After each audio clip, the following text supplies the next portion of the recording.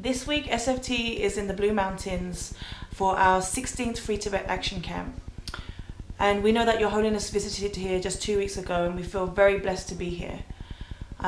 We are activists from all over the world. We have people from Taiwan, Thailand, Lithuania, UK, USA, India, and all across Australia, to be here just for 1 week to study the theory of nonviolent resistance and strategic campaign planning and much more.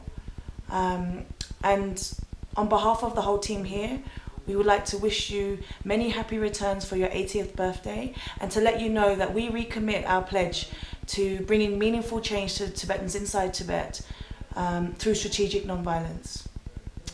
Your Holiness, you are the symbol of peace and freedom for the Tibetan people and for the people of the world. So therefore, we wish you a long life. Happy birthday, Your Holiness! Happy birthday, Your Holiness! We recommit our pledge to His Holiness's vision to transform our world through non-violence.